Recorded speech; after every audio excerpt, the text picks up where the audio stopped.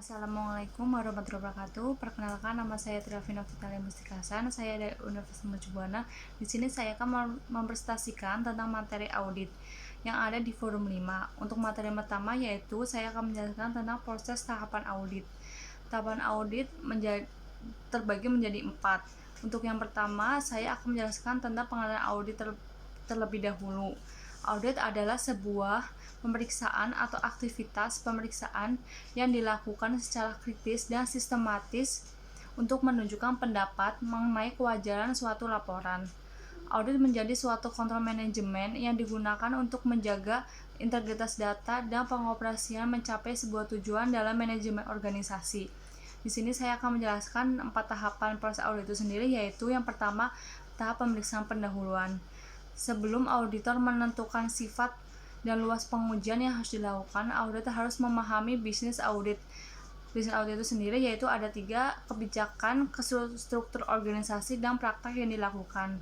Setelah itu, analisis risiko audit merupakan bagian yang sangat penting. Ini meliputi review atas pengendalian internal. Dalam tahap ini, auditor juga mengidentifikasi aplikasi yang penting dan berusaha untuk memahami pengendalian terhadap transaksi yang diproses oleh aplikasi tersebut. Pada tahap ini pula, auditor juga dapat memutuskan apakah audit dapat diteruskan atau mengundurkan diri dari penugasan audit. Untuk tahap yang kedua yaitu tahap pemeriksaan rinci. Pada tahap ini, audit berupaya mendapatkan informasi lebih mendalam untuk memahami pengendalian yang diterapkan dalam sistem komputer klien.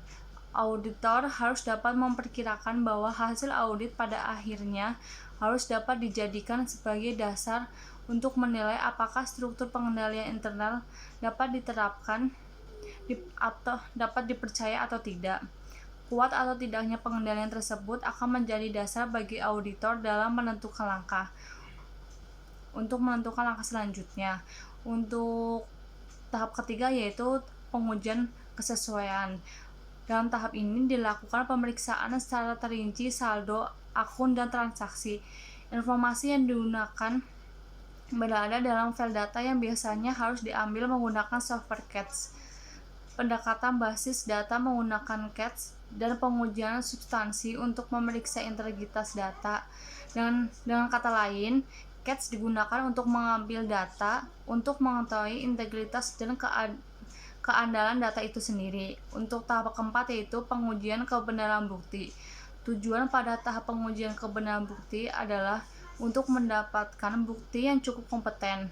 Pada tahap ini pengujian dilakukan ada 6, yaitu mengidentifikasi kesalahan dalam pemrosesan data. Untuk yang kedua, menilai kualitas data.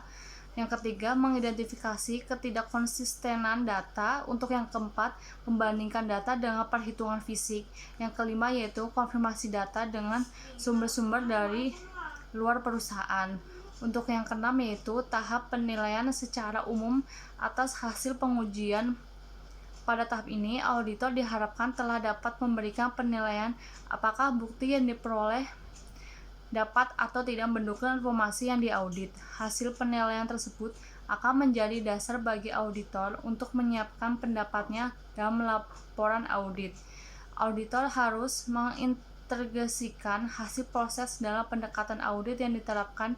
Audit meliputi struktur pengendalian internal yang diterapkan perusahaan, yang mencakup yaitu pertama pengendalian umum, yang kedua yaitu pengendalian aplikasi. Pengendalian aplikasi sendiri terdapat 3 bagian, yaitu pengendalian secara manual, pengendalian terhadap output sistem informasi, dan pengendalian yang sudah diprogram. Berikut itu adalah materi tentang proses audit. Untuk yang kedua, saya akan menjelaskan tentang mengenai asersi manajemen yang disingkat menjadi SEROFAP atau CEFAP. Untuk yang pertama yaitu competence. Semua transaksi yang disajikan dalam laporan keuangan telah dicantumkan sesuai dengan yang seharusnya, seperti nilai hutang di neraca. Untuk yang kedua yaitu right dan obligation.